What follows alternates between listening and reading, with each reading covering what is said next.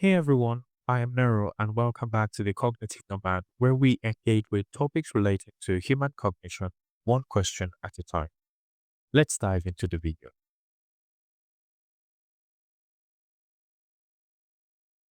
In the 1980s and early 1990s, the media in the United States, Canada, and Great Britain repeatedly reported on numerous dramatic stories of adults who recovered traumatic childhood memories after years of amnesia. From courtrooms to talk shows, from therapist offices to tabloid headlines, the phenomenon of recovered memories gripped public imagination and professional discourse alike. In an era marked by heightened sensitivity to childhood trauma and the growing authority of psychotherapy, a wave of adults came forward with astonishing recollections, memories of long forgotten childhood abuse, horrific satanic rituals, and even acts of murder. These memories, said to have been repressed for decades, were often recovered during suggestive therapeutic processes or under the guidance of specialized self help manuals. The consequences were seismic: lives upended, families shattered, and reputations destroyed. Central to this dramatic chapter was a bitter schism in the psychological community, which we can term the memory wars. On one side stood clinicians who defended the validity of repressed and recovered memories, often arguing that human mind could protect itself from overwhelming trauma through dissociation or amnesia.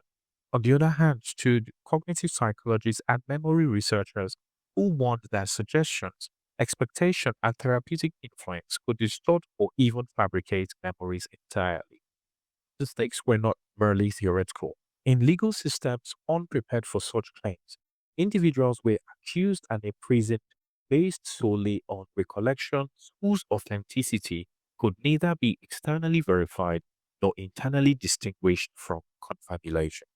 Let's take a look at the tragic case of Melvin Quinney, who was convicted in 1991 largely on the testimony of his 10-year-old son, a testimony formed not through spontaneous recollection but through repeated suggestions from adults. Quinney would spend over 3 decades wrongfully in prison. His son, John Parker, later became a retractor, a term used to describe those who once claimed to have recovered traumatic memories, only to later repudiate them as false. John's journey from accuser to advocate for his father's innocence is not unique, but emblematic of a deeper unresolved question at the heart of the recovered memory controversy.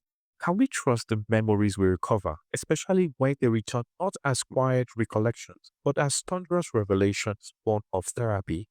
Nowhere was this question more powerfully posed than in the 1989 arrest of George Franklin, accused of a 2 decades old murder based solely on the recovered memory of his daughter.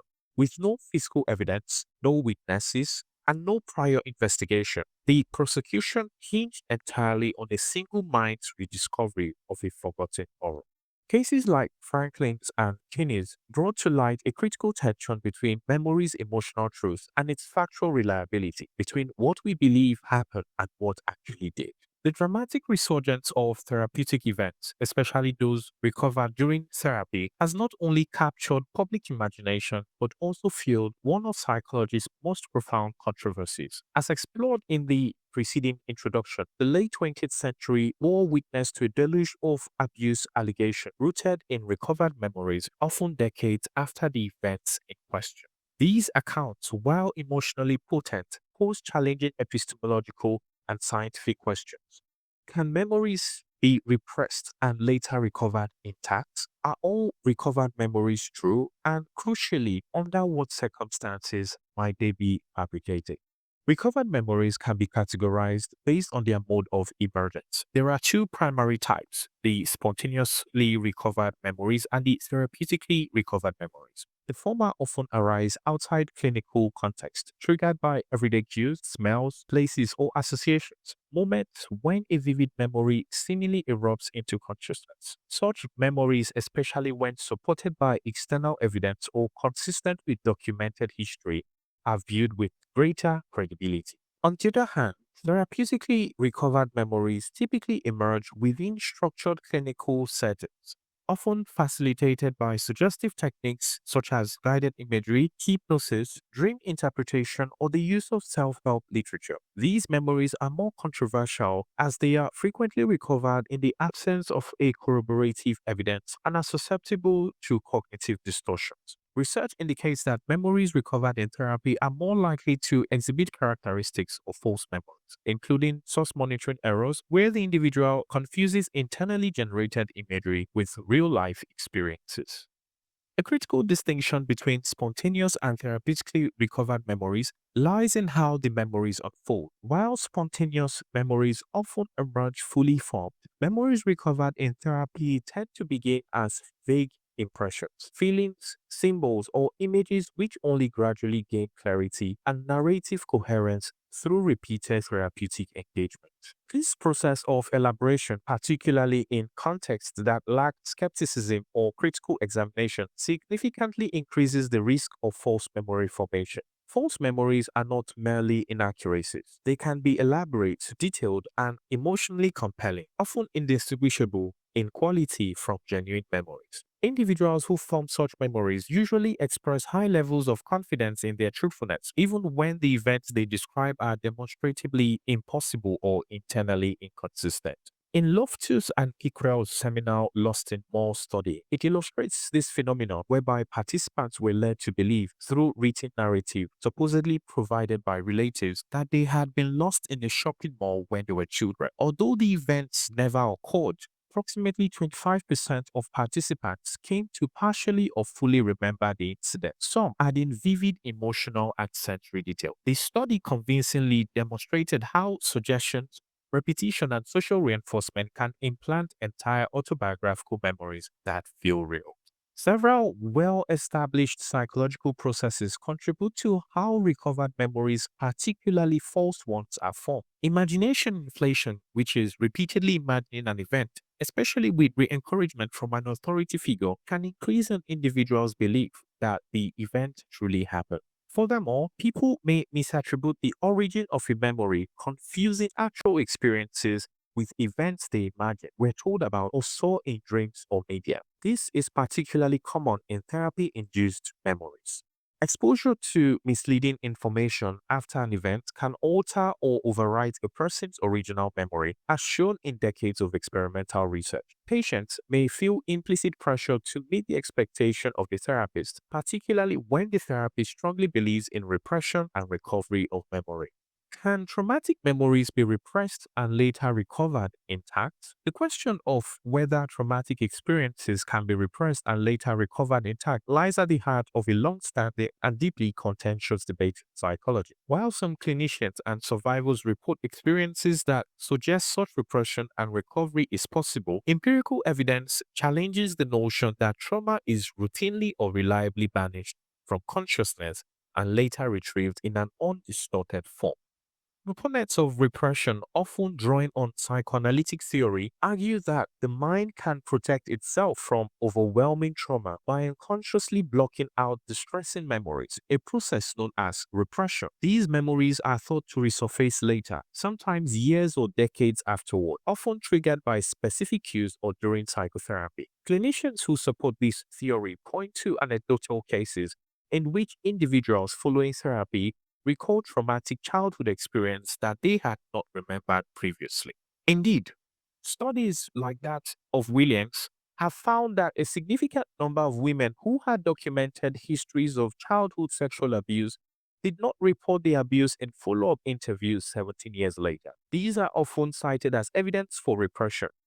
However, even these findings are contested. Critics argue that non-disclosure may result from ordinary forgetting, reluctance to discuss abuse, or childhood amnesia, especially for events that occurred at very young age. Despite some case reports, scientific skepticism towards the concept of repression remains strong. One core issue is that many of the recovered memories reported in therapy emerge under highly suggestive conditions. Furthermore, recovered memories rarely meet the scientific criteria required to confirm true repression and intact recovery. To validate such a claim, three conditions must be met. The event must have occurred, The memory must have been genuinely inaccessible for a period of time. It must be later recalled. Most studies and anecdotal reports fail to satisfy all three criteria simultaneously.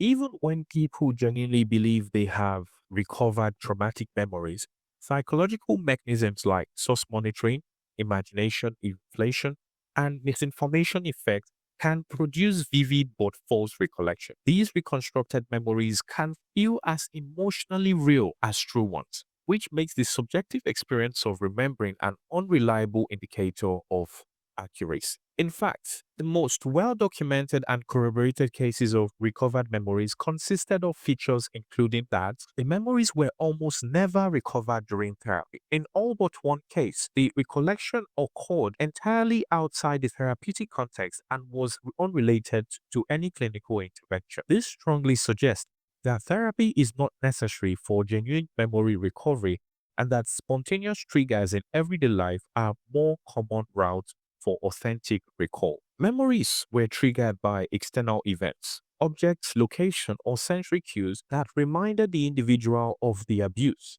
These external prompting contrast with the internal imagination-based strategies often used in therapy to excavate forgotten trauma. The memories emerged rapidly and fully formed. They did not require interpretation, symbolic decoding, or progressive elaboration as is typical in therapeutic memory recovery. They usually involve single isolated incidents and not prolonged or repeated abuse across many years. Perpetrators were often non-family members, such as neighbors, strangers, or authority figures outside the home. The events typically occurred at age 9 or older, well beyond the age of early childhood amnesia. This developmental detail is crucial as memory for events prior to age of 3 is generally unreliable or susceptible to reconstruction. In several cases, third party evidence showed that the event had actually been discussed previously, even though the individual later believed they had forgotten it completely. Such characteristics contrast sharply with the pattern typically of therapy based memory recovery, which often involve repeated early childhood abuse by family members and emerges only gradually through suggestive techniques. Where do I stand after diving into all of this? It is incredible that something as personal as a memory can be shaped by emotion, suggestion, and even the people we trust to help us heal. I'm not here to say that all recovered memories are false or that all therapists are planting ideas, but I do think we need to approach these memories with a careful balance of empathy and critical thinking. Just because something feels real doesn't always mean it is. And just because we question a memory doesn't mean we dismiss someone's pain. Ultimately, what I have learned is that memory isn't a recording, it is a reconstruction. And like reconstructions, it is vulnerable to cracks. See you in the next one.